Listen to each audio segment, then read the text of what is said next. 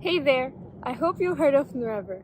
If not, it is a tiny step that hopes to describe the Prophet Muhammad, peace be upon him's inspiring character, his fully dedicated life, and his endless love for humanity as much as the tongue can afford.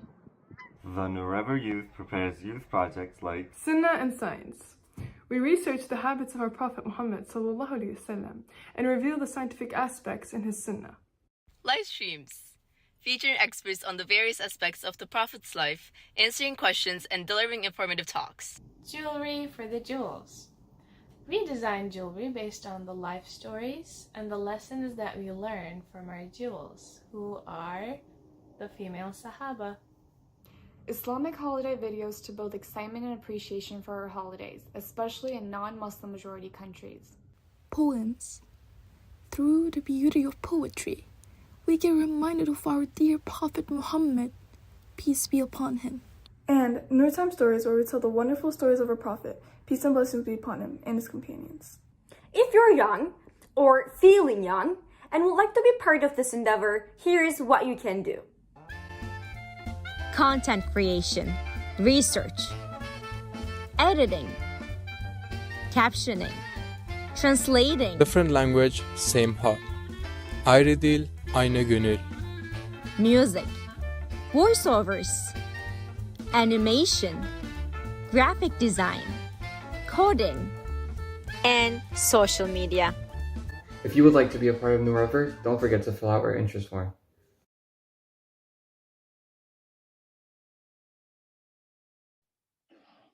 Hi everyone, welcome to NOOREVER and welcome back to NOOREVER family.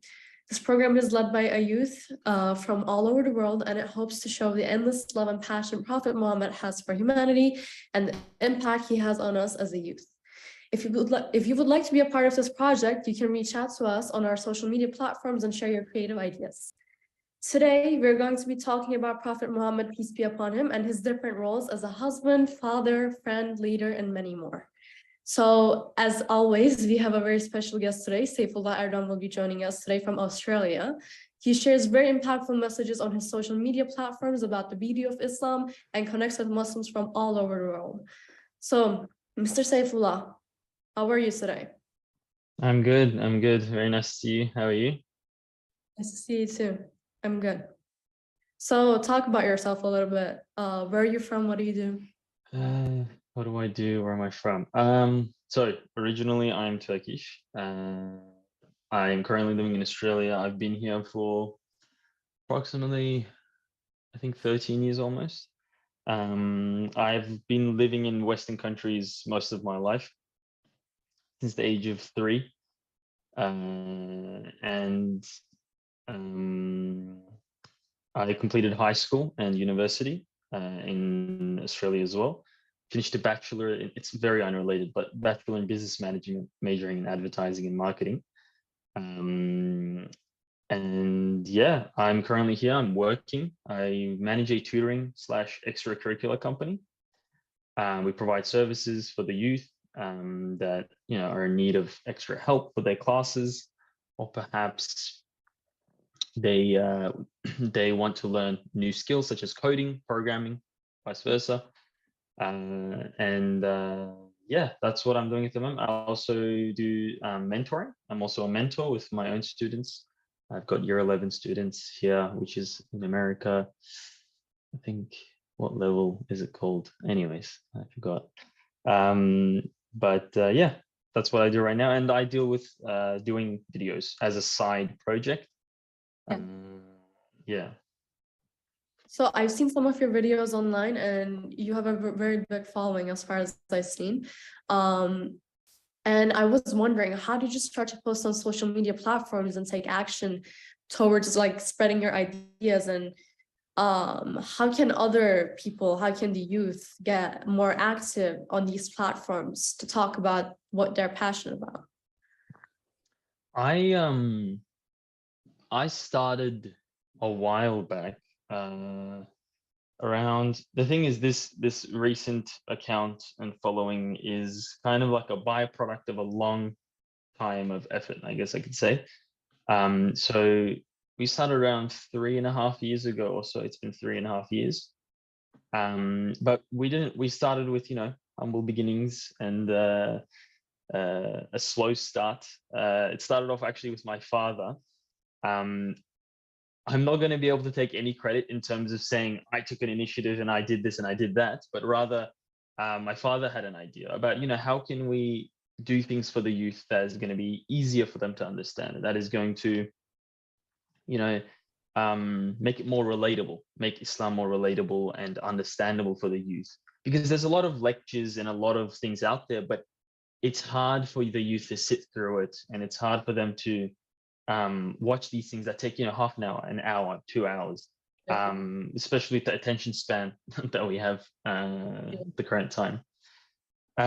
So when it began, my father was preparing things, and he was, be it camera, be it green screen, be it other things. While he was getting that ready, he was like, okay, we need someone to actually present. We need a youth, we need a young guy to present. And at that time, he didn't have anyone else around him that was young in the community, because we were living in a bit more smaller community back then. And when that happened, he's like, okay, well, I've got my own son. Would you like to do it to me? And that's why I say there was no crazy, ambitious move from me or anything like that. But all I said was yes. It just began with a yes. I said yes, and alhamdulillah, right now, we're at this stage. But when it first began, I don't know what would have happened if I didn't say yes, but I'm glad I did. And we began making videos, and it was for a very small audience. It was on YouTube. You can still find it on a channel, like 20, 30 videos maybe. But that was the beginning. And I can see my first ever video, and I was like, wow, this is, it's very, very bad in my eyes right now, obviously, but it's, you grow and you learn. And it's, by saying yes to something like this, it not only developed, like doing something for the sake of Allah and attempting those things, it was also, how can I say, it was a development of skills in the real world as well. Like I learned how to use a camera, I learned how to use microphones, sound systems, I learned how to use a green screen. What are those elements? How do they combine? The lighting is a massive thing, for example, in filming as well. So by doing that thing that is, was for the sake of Allah, I was able to learn all these real world professional skills as well. Now I can use, like, despite not doing a degree in media or anything, I know how to function a camera really well, and how to use the components and all of that, and how to combine them to produce something nice. We began back then. It's been 3.5 years, and until recently, I started posting on Instagram, TikTok, and YouTube around, I think, December last year. So it's been around 6 months, approximately, exactly 6 months, I would say. And the starting of Instagram was, how can I say, I came to a conclusion. I had all this knowledge, all this, different experience I had, and I had done a lot of videos for different people. Even there was a paid project done from a school, and we had started a company to be able to provide these nice videos.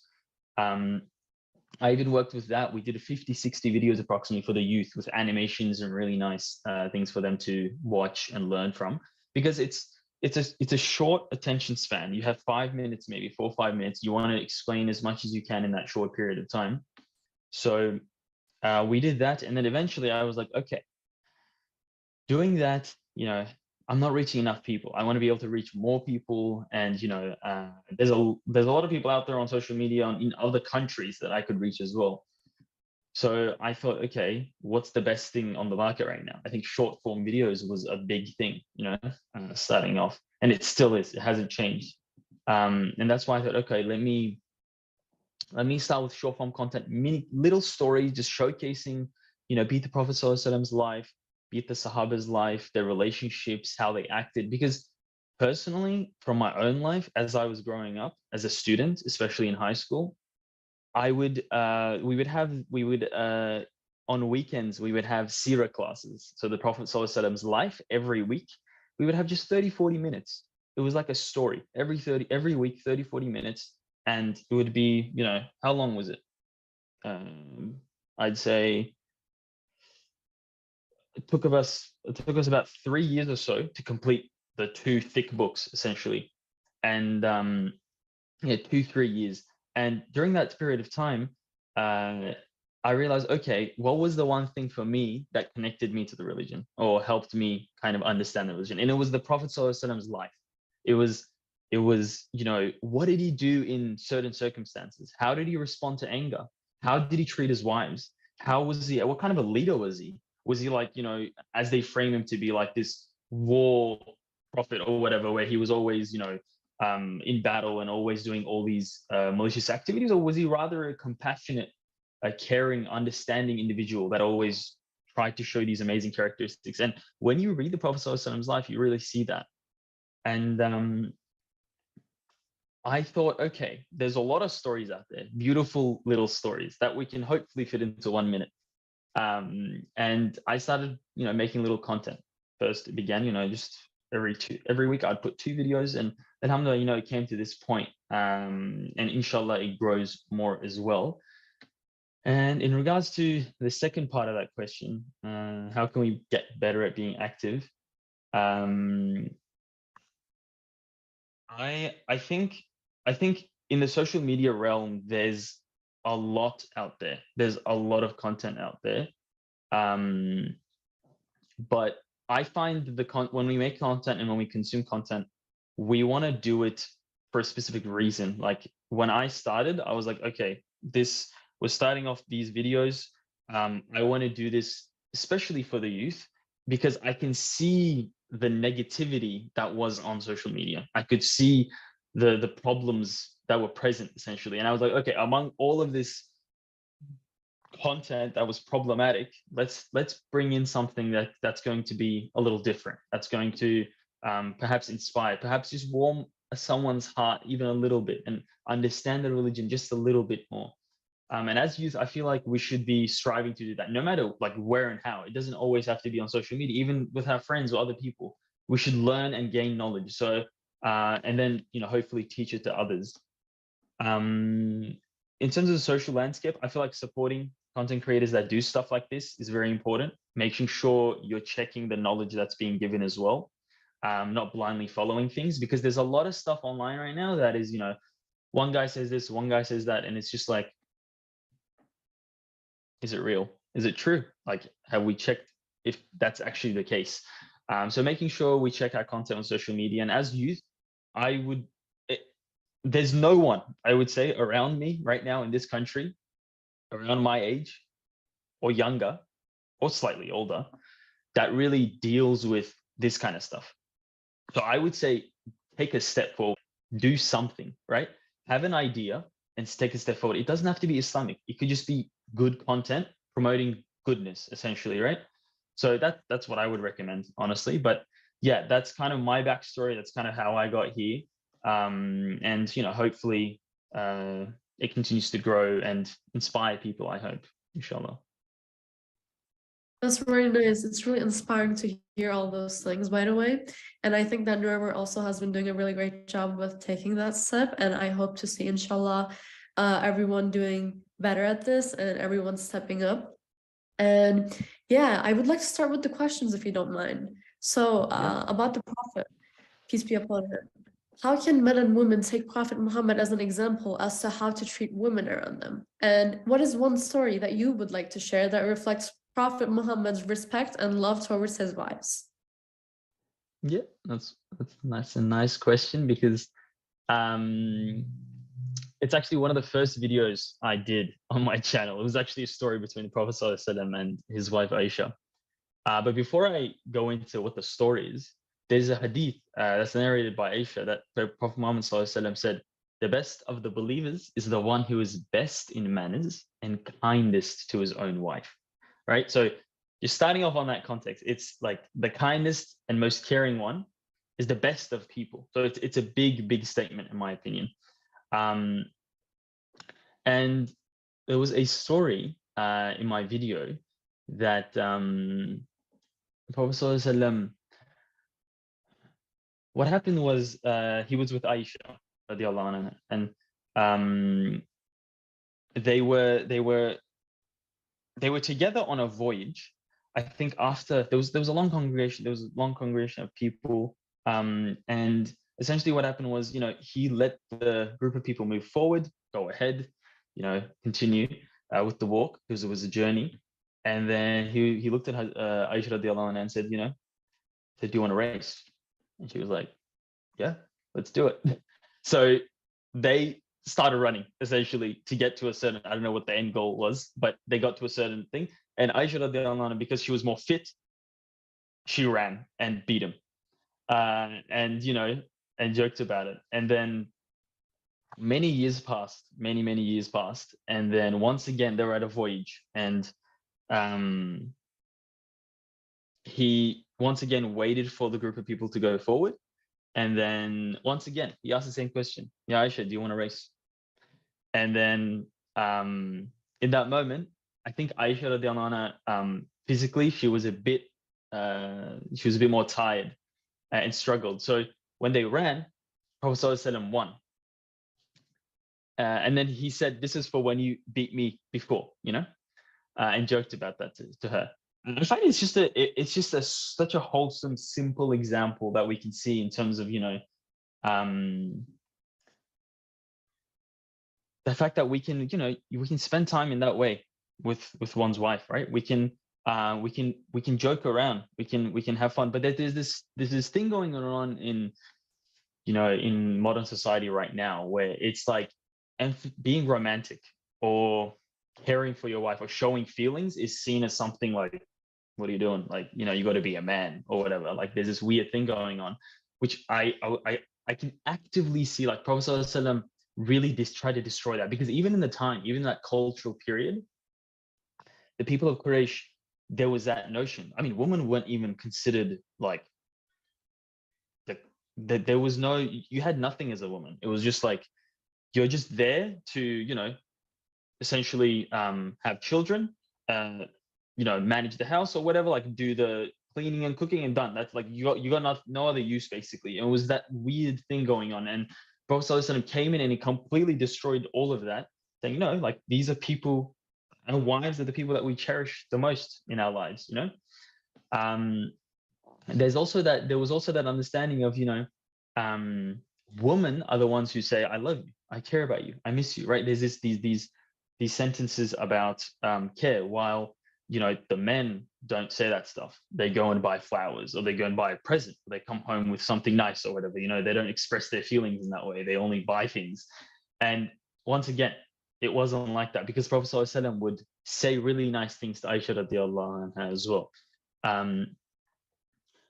In fact, there was one instance I actually took note of as well. When they were together, the Prophet ﷺ said, won't you be pleased to be my wife in this life and the hereafter? And she said, yes. And he said, you are my wife in this life and the hereafter. So imagine how she felt in that moment, probably just filled with the joy of just those sentences, of knowing that she's going to be with him in the afterlife as well as the life they're in right now.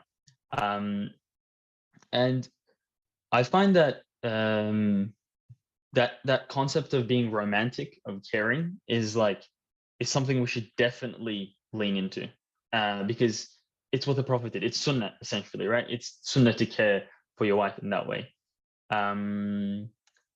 What other thing was there that I can mention?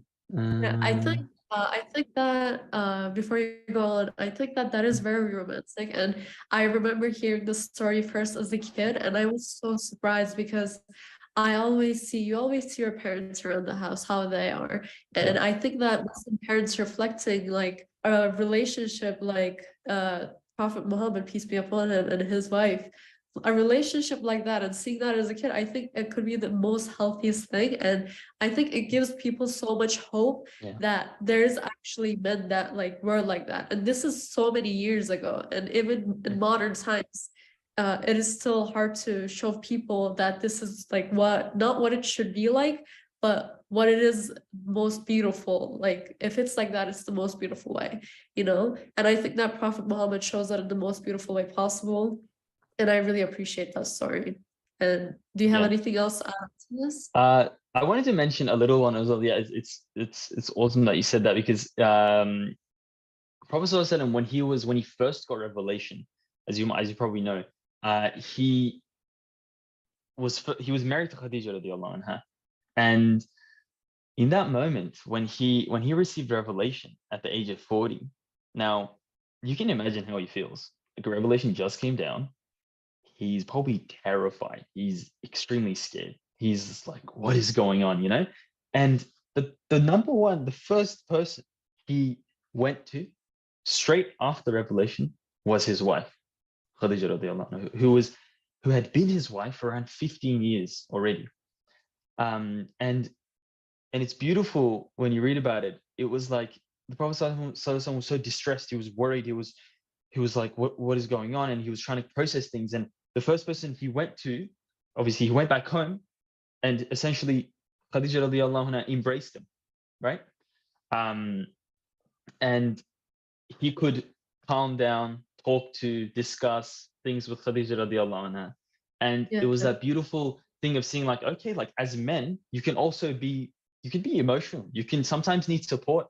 You can, it's okay to cry. Like these are completely normal things that this modern society at this time is kind of like, we don't do that stuff. Like you gotta look strong, you gotta be strong, don't show feelings and stuff. So it's that idea that we need to kind of move away from that, it's okay to be romantic, it's okay to be caring, it's okay to show emotion, it's okay to be there essentially with your wife and do things that you both enjoy. It doesn't have to be a one-sided thing, So I find that when you read the Prophet ﷺ's life, it's a big thing that I saw personally, was just his beautiful feelings of care, not just to his wives, but to everyone. But yeah, that was a few things. It also teaches you that during times of distress, you're allowed to run to someone and that you're allowed to be comforted. And I think that is really beautiful as well, because as you said, it shows that you don't need to always be strong, and the real power sometimes is in showing love and through love. So I think that's a beautiful message. Exactly. It's really, that's really all it's about. It's just being vulnerable at times, being, it's okay to be vulnerable. It's okay to show emotion and be who you are at your core. But yeah, it's beautiful, I think.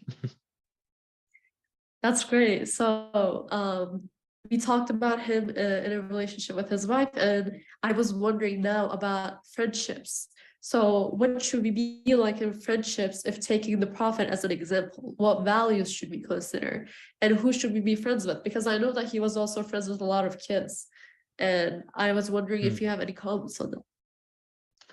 Yes, friendships are very interesting as well. It's fascinating. Every time I hear this, it's like, I'm like, how is that possible? But the Prophet ﷺ, when he talked to people, when he talked to his Sahaba, when he talked to people around that were friends, his friends essentially, it was like whoever you would ask in the community, being like, who do you think is your best? Like, who do you think the Prophet likes the most? Like that Sahaba would be like, yeah, me, of course, me. Like every single people in the close friend group within that area, like within the closeness of the Prophet ﷺ, was like, yeah, like it's me. I'm his guy, like I'm his best friend, There was that understanding, and it's fascinating to me because like how can you be so non-divisive, like what's it called, like separating feelings in that way and choosing one over another. Like we do that so easily at this time where we have our best friend, no one else is like that person, and it's like that interesting thing where he made everyone feel loved. So I find that really interesting, and he would actually joke around with his Sahaba as well. He would joke around and tease them as well, but obviously in a completely normal and very nice and caring way. It was never lying. He would never lie. It didn't involving jokes as well. At this time and age, we love to exaggerate things. We love to lie about one another just to make it funny, or swear, or use curse words and stuff like that. But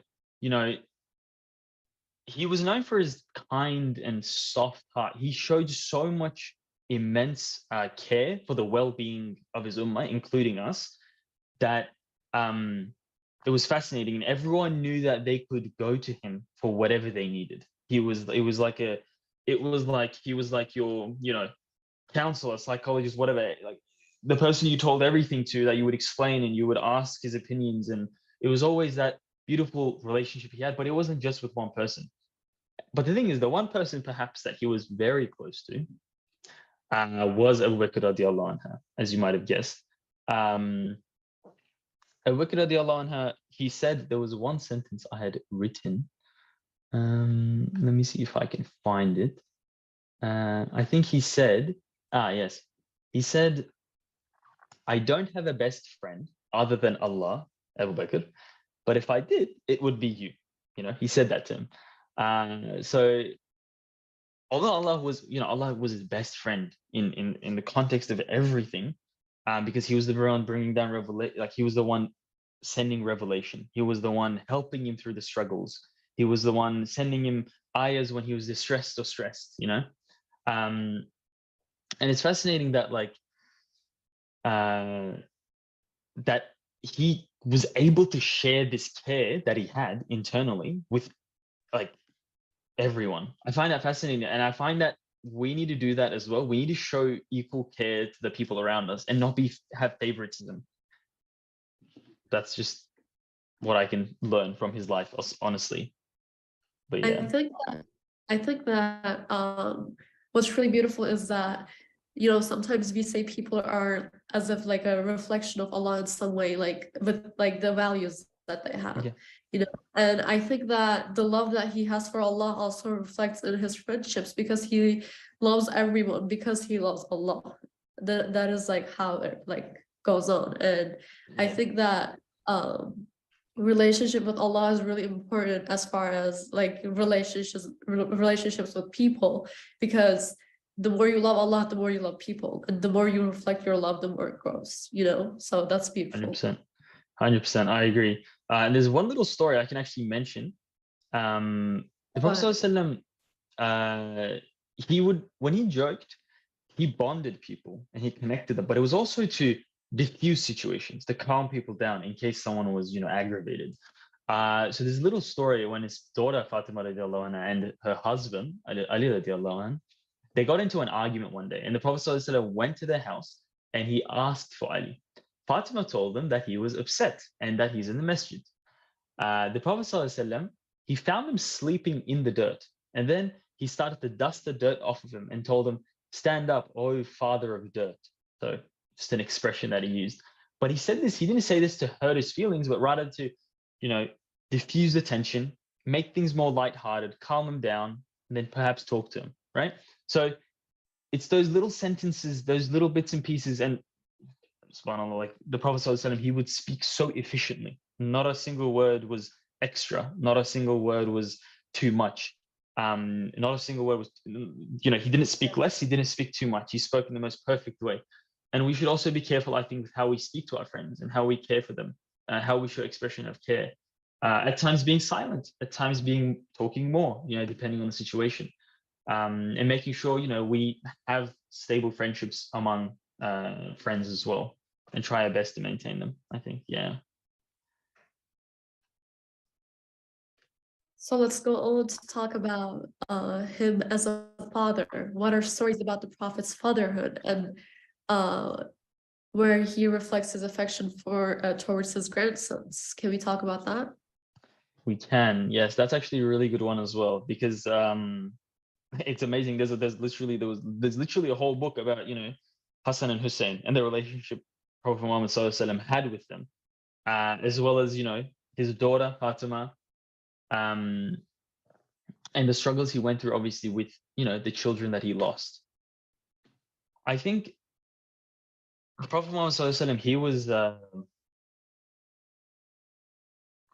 the epitome, the peak of how a grandfather should be, obviously, as the most perfect human being. The one instance that I did, one of the instances I wrote down was when Hassan, he climbed on the Prophet ﷺ. It's a common example that people probably know as well. He climbed on the Prophet's shoulders, while he was prostrated. And the Prophet waited for Hassan to climb off before he continued his prayer. But he was prostrated for a long time. And then the Sahaba came and he said, like, why were you prostrated for so long? Was there revelation that came, or were you just praying? Was it a command from Allah that you're praying so long in prostration? And he's like, no, I was just waiting for my grandson to get off my back. That's how gentle and kind and caring he was. He was so careful not to ever hurt them, and he always expressed all this love towards them as well. It's a beautiful example that I saw. And there's another instance as well where he had Hassan on his back. He was on the floor, like his hands and arms on the floor. He was acting like a horse, or like something, a mount. And he had Hassan on his back, and he was playing around with them. And I think Umar radiallahu anhu came and said, he said to the kids, you have a beautiful mount that you're sitting on. And then he said, oh, they are beautiful riders, they are the good riders, and then he continued playing with them. And it was just, once again, little expression of love and care. And he would always make sure in public he would care for them, love them. And there was actually another instance where he would show affection by kissing them on the cheek as well. And the thing is, at that time, it was like, what is he doing? Like, kissing him on the cheek, like, what's going on? It was seen as quite weird. And one of the people that came forward, they said, I have 10 kids, and I have not kissed a single one of them on the cheek. The guy says this.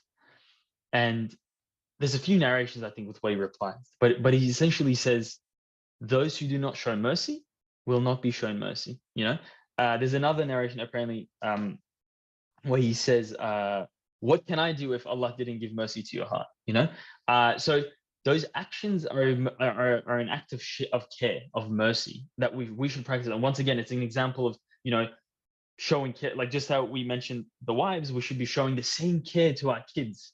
There's also that notion with fatherhood of like, I'm the father, I am serious, I deal with my kids in a serious manner, I don't hug them, I don't kiss them, whatever, they respect me. But better than respect is love. If we have love and respect combined, it flourishes into something beautiful. And it's something that where the father, the grandchild or the child is able to share and care and have that good relationship with the father or the grandfather as well. There's many examples. Because there's many examples with Hassan and Hussein as well. I think there was another one. It's a pretty sad one, but when the Prophet ﷺ, close to his death, he said something to Fatima radiallahu anha, to her, and he said, I'm about to leave to my Lord. And Fatima, listening to what he said, she started crying. He's going, like he's gonna die. It's a very sad moment for them. And then he said, come again, and he spoke again. He said, but after me, you will be coming straight after, as in like you will be the next one to come after my death. And then he started, smiling and was happy. And that's what happened. After the Prophet ﷺ passed away, the first person, I think, in terms of his family, 6 months later, I believe approximately, I'm sorry if I'm wrong, but approximately 6 months later, Fatima radiallahu anha actually passed away. And it just shows like how close of, he could have said that to Abu Bakr, he could have said that to someone else, his other family member, but his own child. She was so precious to him. And I'm sure he wanted her with him as well. And said that, and it was a little nice interaction. And after the Prophet ﷺ passed away, Fatima also passed away. But there's just so many examples that I could keep listing, but I think I'll probably stop there in terms of the examples, then how we acted towards his children and grandchildren. But yeah, just some examples from what I know. Yeah, I think it's really beautiful, and I want to share one thing. It's a little personal, but I remember myself as a kid because I had heard a story before, and the very first one that you shared about Hassan and Hussein. And I would also climb on my dad while he was praying to see what he would do. And he would do the same thing, and I would appreciate it because I would see that like Prophet Muhammad is talked about as like I'm a kid, you know, it's talked about as such a beautiful person, the perfect person, and seeing the people around you also replicate those things, and also being able to show those things just show you that anyone can do that. Anyone can show passion towards their children and show kindness. And as in the story that you shared with the man who has 10 kids and doesn't show any of them love, it is so true in this world as well, not just in the afterlife, that if you don't show mercy, you are not shown mercy. And I think that's like a good message. And moving on from that, I have a pretty it's not general, but I think it's a really important question. So I wanted to ask you, how does culture differ from the values that Prophet Muhammad shared with us? And what is one story you could share to show the different aspects of religion and culture, considering the current gender roles in society? So I was wondering. Yeah, that's a loaded question. I don't. In terms of a story showing that difference, it's a bit hard to pinpoint one. But in terms of the general landscape, I can kind of give you an idea of what happened before the Prophet ﷺ was there and after he came about, in terms of the general roles. Yes. As many of you probably already know, Prophet ﷺ, before he came, it was like, as I mentioned before, women were just like, treated like they were slaves almost. They had no property rights. They had nothing going on for them. They were just, their job was to, give birth, clean the house, cook, basically just serve the man. Essentially, there was just that idea. And even before, as you know as well, they used to bury their daughters. Members of society would bury their daughters out of just thinking that society would not like a woman or like a girl. They were like, oh, not going to be able to pass down my name. It wasn't something honorable. It wasn't seen as something honorable. When Prophet ﷺ came, he just completely blew all of this out of the park, just completely smashed it all. And he was like, no, we don't do that. Women are just as important as men, right? They have rights. They have property rights. They have the right to choose who to marry. They have the right to discuss things and to be able to have a decision within things. And it was a very empowering moment. And I feel like with the recent developments in growth of big social media persons, like such as Andrew Tate, Jordan Peterson, and all these other people, obviously I'm not saying all of them do this, but there are some that kind of have this idea of like, forcing a role into men and women. It's like, oh, the man has to be like this and the woman has to be like this. And it's not always like that. The dynamics can shift and change, and that's what Islam allows. It allows that comfortability to allow a different change within dynamics, because sometimes there could be a scenario. There's always that general understanding, like the man works, does his thing, and the woman cleans the house and cooks, and there's that idea as well that happens a lot. But yeah, but it's like, it doesn't have to be as well. Like, what if you got married, the man lost his job, but the woman's working? What happens then? It's like, okay, then you're going to be at home cooking or cleaning, perhaps, because you have more free time, and the woman's going to be working, right? It's like Islam allows that as well. There's no set thing, but there are guidelines, obviously, recommendations as well that we can take, such as like the man obviously being the main person who brings the bread to the house. But once again, Islam doesn't say no, you can't. Yeah, you can. You don't have. You are obviously the person in charge. That's your responsibility, but it doesn't mean you can't. So I find that shift, that change is pretty fascinating to me. And women became like one of the most cherished things in society after the Prophet ﷺ came. And it was like, perhaps, I think it's one of the biggest differences of when before Islam and after Islam that we can see. But yeah, I don't have an exact story, but that's kind of the shift that I could see between gender roles and how Islam looks at those things, and how that shifted. Yeah. I think it's also a very drastic change compared to how it was. But I also want to talk about how it, like, I think you mentioned a bit of it, and I want to talk about how it is seen in the cultures now, like how women should be treated and how, oh, they say, oh, women have to do this, men have to do this, men can't be emotional, this and that, all those things.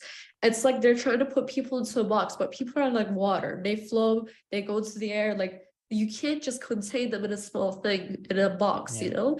And I think that Islam really reflects Prophet Muhammad, peace be upon him, really with his actions reflects how that is not possible. And I was also going to ask you, what is one current example that you can give how we can apply those values that Prophet Muhammad has, and how we can notice those things, like how culture is different from their religion, you know, just because some people want to say that, oh, like, you know, this is part of their religion, but no, it's a part of the culture. This is not a belief in religion. If women are so cherished in Islam, what are you saying, you know?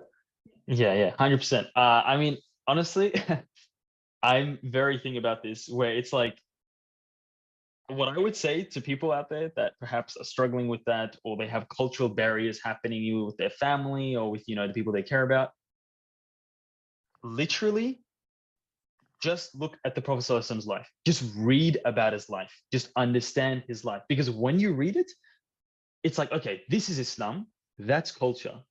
You know, this is Islam, that's culture. You're going to be able to pinpoint things where it's like, okay, apparently you don't have to do all of these things, or apparently the woman doesn't have to be like this, or the man doesn't have to do this, or, you know, there's all these cultural barriers that is set where it's like, oh, you want to get married, you got to do these things. It's like, no. Well, the Prophet ﷺ said, you know, the best beginnings with I'm paraphrasing, in terms of being with someone and starting marriage with them is, you know, humble. It's very dimmed down, you know.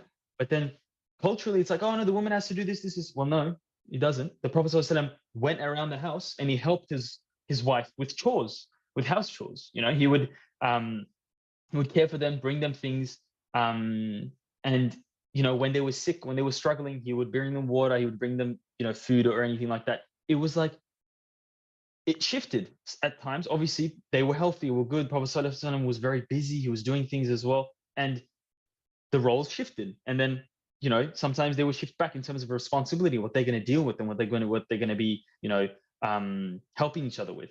I think that shifted. And the only way we can basically just kind of fight against this whole cultural thing and understandings is just read about his life and be like, look, boom, boom, boom, boom.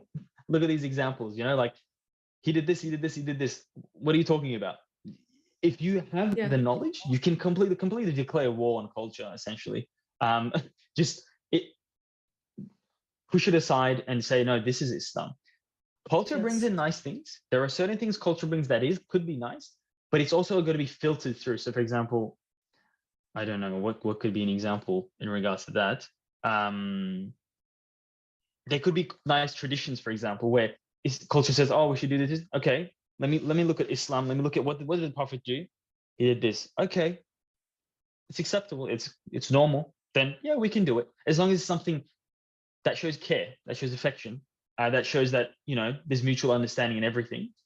It's completely fine. But we shouldn't take that as number one. It should be Islam number one. What else does culture bring that we can take, rather than we have to bring in the culture into it? Yeah. That's a great input. Thank you so much. And I also think that knowing this is also really empowering. And I want to ask you about him as a leader. So how does Prophet Muhammad show us as a leader how we could empower ourselves as a youth, and how our voice can be heard through values that the Prophet shares? So you said learning more about Islam, talking about Prophet Muhammad's life, could teach us how we're going to do that. And I want you to share more on that, please.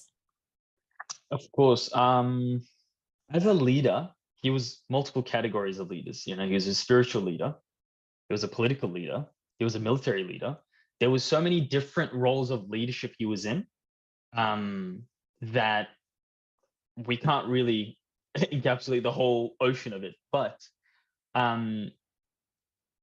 the very core of it, as a leader, he was the one showing himself as the example to show how to do things, how to take initiative, right? He was the one taking initiative to show others, okay, we do it like this. This is how we should do it. Because if you're not doing it as an example, no one's going to follow you. That's how you be a leader, right? You show by example, you guide, you let them know how to do things. So, for example, one instance, when they went for Umrah to Mecca, and they were stopped by, the people of Quraysh, and they didn't want them into Mecca at that time, and they had already gotten into their clothing, and the Treaty of Hudaybiyah was signed, where it was agreed upon that the Muslims would come later on, right? And everyone was devastated. Imagine the whole group of hundreds and thousands of people that had come. It was like, okay, guess what? You guys got to turn around now, go back home after a long journey. It was very heartbreaking for the people there, because they came and they wanted to do Umrah, right? And what happened was they had to leave. But the thing is, the Prophet ﷺ, he talked to them. He was like, we need to leave. He was like, they didn't want to leave. They were really struggling to accept it. And, in order to get out of the ihram, you need to do the steps. And then the last step is to sacrifice an animal, and then, shave your hair and stuff like that with the last steps. I haven't been personally, so I'm not very specific on exactly how we do it, but I know those are the steps involved at the end. And what he did was, he was struggling, and he said, which is this what I'm about to say is also another example of being a leader. He actually consulted with his wife. I think it was Salama. He actually consulted, and that's a big thing of leadership as well, which I'll touch upon later. But he consulted and said, how do I, I can't get these people to stop. And she said, why don't you go and do it yourself? Sacrifice an animal and take the steps and get out of the ihram and complete the thing to be able to go back home. And he's like, yep, we'll do that. And then he went and he sacrificed an animal, and he continued and did the last steps and went about his way, right? And then all the Sahaba were like, okay, well, I guess we're doing this as well.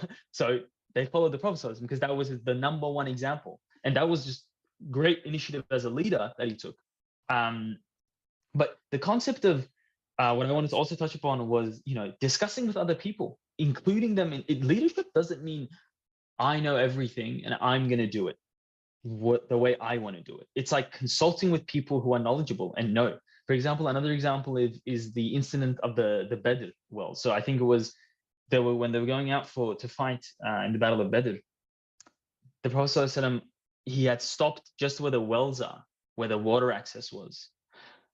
And I believe they said, is this divine command, or are you just deciding this yourself? Sahaba, and he said, no, it's just my personal thing, like that we stopped here. And then he said, okay, if that's the case, then I think we should move forward more. Why? It's because if they move forward and the wells are behind them, they cut off water access for the Quraysh. It was a strategic move. And that's what they did, right? So the Prophet ﷺ, although he made decisions and said, maybe we should do it like this, he was consulting with people. He was talking with people. The concept of istishara, right? The concept of discussing with one another, consulting others to get an opinion, perhaps a more informed opinion at times as well. And he knew how to manage people. Honestly, something we don't know how to do very well. As a leader, he knew how to manage people, right? When Christians came, he allowed them to pray in the mosque. Or what else do I have? I have, when the Quraysh became Muslim. When the Quraysh became Muslim in Mecca, he gave so much spoils and he gave so much wealth to them as well. Why? Because, in that landscape, perhaps them having money and feeling okay and not feeling horrible about the situation was most ideal to not have problems within society. So as a leader, he was down at the level of, of the common people, but he was also making big decisions and he was decisive. He said, this is how it is. This is how it is. When they took over Mecca, he was very decisive and he destroyed the idols. It was like, no, he was very decisive about that, Why? Because you have to set a certain standard in the society you're in. So it's just many, many, many examples of where he took the initiative and he was consulting with people and he had that kind of back and forth, which I find inspiring. And, I try and do with my day-to-day activities, whatever it is. Something's going to happen, decision's going to be made. Let me consult. Let me ask people. Let me talk about it. Lead by example. If I am telling people to do something and I don't do it, it's like hypocrisy. So there's no point. It's like we got to do things before we tell other people to do it. So I think leading by example, doing things in that regard is perhaps our biggest one that I could mention. Yeah. And I also want to talk about how he's a great leader and he shows different like values that you need to have as a leader, like consulting with other people and, you know, being decisive and everything. How can we take those values as a youth and reflect on it and also as well apply it to our lives and, you know, have a voice on our own? How can we do that? I think that taking initiative element is very important. For example, as youth, if we want to inspire others, if we want to show that, you know, this is the way and we're trying to show them the beauty of Islam, it's really about taking action. It's about taking the initiative. It's about, you know, saying yes to things and being like, you know what, yes, I will do this, I will do that. We're young at this moment in our lives. It's the time for us to, you know, display our youth essentially in terms of being active, in terms of doing things that, you know, are inspiring for others. In this context, in the world we live in right now, as a leader, this is the best leader we can be, I think, by taking initiative, by doing things that perhaps are a bit uncomfortable. Like, you know, just how I said yes 3.5 years ago to being a speaker on camera, which was a bit weird at the time. It was like, okay, that was an initiative I took. I'm not saying that to boast, but just as an example in terms of, you know, people can take initiative for projects and be like, you know what, this is tough. This is purely out of, you know, my own heart for the sake of Allah, but I'm going to take this step because it's important. Having that initiative and moving forward with consistency, I think is perhaps the greatest display of leadership I can see that the youth can have right now. But that's just what I think. Thank you so much. I also think it's really important to speak up about things and to share these kind of things with the world, as we said. And I really appreciate our talk. The stories were beautiful. Thank you so much. And is there anything else that you would like to share? Any other stories that you would like to add? I don't know the story, but just an interesting fact that I learned about recently to just close it off on. At the time, I believe at the time of the conquest of Mecca, through an in-depth study and research and talking to one of the scholars as well personally about this, we found that at that time, the Sahaba, the age that they were in, was no more than 20 as an average. Most of them were under 20. Like, that's crazy. I didn't know that. I'm past that level now. It's like they were the youth at that time, you know? Under 20 was the average age of the Sahaba. For me personally, every time I think of Sahaba and, you know, all these like great names, I'm like 30, 25, 30, 35, 40, like, you know, older. Yeah. No, it's like they were under 20. The average was under 20. So if the average was under 20 at the time of the conquest of Mecca, what are we doing? So inshallah, I hope we can all, you know, take inspiration from this and be like, you know, we are at the forefront. We should be the number one people, essentially, taking initiative and trying to spread the message, inshallah, and, you know, being the examples in society. I think that's really important as well. Being the examples within society to show people how to live as the most ideal human being, as someone who follows Islam and the Prophet ﷺ, the most perfect human being, inshallah. Just a little fact I wanted to add. And if it's been done before, sharing the message and talking about beautiful things and being passionate about humanity, I think we can do it. And I believe in us. I believe in all of you. I hope so too. It's a very powerful message. Thank you so much for today. We really appreciate it, having you here. And thank you so much, NOOREVER family. And if you would like to join any of these projects, you can reach out to us on our social media platforms and share your ideas with us. Thank you so much.